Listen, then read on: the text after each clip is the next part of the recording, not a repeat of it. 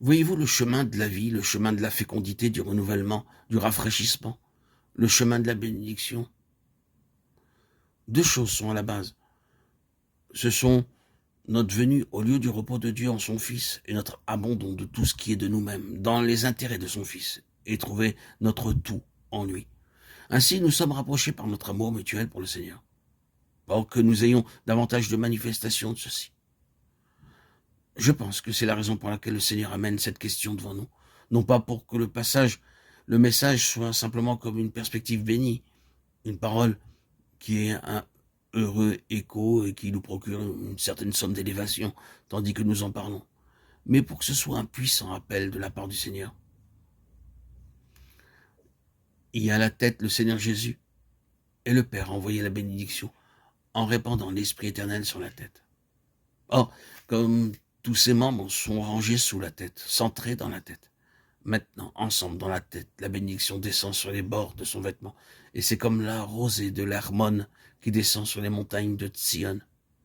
C'est l'effet de la bénédiction, c'est l'effet de la vie pour l'éternité. Qu'est-ce que la rosée de l'Hermon? Si vous viviez dans cette région, vous connaîtriez la valeur de la rosée de l'Hermon.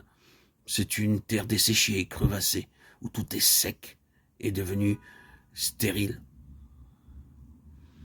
Et quand la rosée de l'Hermon descend, alors tout revit. Tout est rafraîchi, tout relève la tête et vit à nouveau. C'est le résultat bienfaisant de la bénédiction. Vie, fraîcheur, espoir, renouvellement, fécondité. C'est là que l'Éternel a envoyé la bénédiction. Désirons-nous la bénédiction? Désirons-nous la vie pour l'éternité, la vie abondante?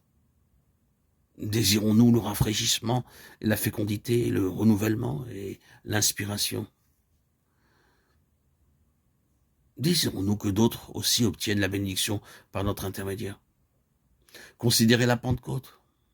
La Pentecôte est la manifestation du psaume 133, car là, des frères demeuraient ensemble dans l'unité, centrés sur le Seigneur et dans le Seigneur. Et le Seigneur a envoyé la bénédiction. Or, il n'y a rien de très profond en ceci, mais ce n'est pas de la moindre importance pour autant. C'est encore une autre façon de mettre en vue le Seigneur Jésus, de le montrer comme le centre, comme suprême. Mais or, c'est un appel du Seigneur, un sérieux et solennel appel du Seigneur à nos cœurs. Le chemin de la fécondité, le chemin de la bénédiction, le chemin de la fraîcheur, le chemin de la joie doit être dans ce chemin qui se trouve sous la bénédiction du Seigneur. Parce que nous avons trouvé notre repos là où il a trouvé le sien, dans le Seigneur Jésus. Parce que l'objet de nos cœurs, pour lequel nous avons mis de côté tout ce qui est moindre, tous nos intérêts personnels, est l'objet qui est le sien, à savoir son Fils, notre Seigneur, Jésus-Christ.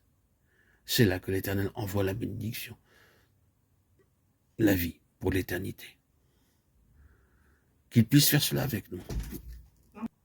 Oh, qu'il puisse être dit dans les jours à venir, comme jamais jusqu'à présent.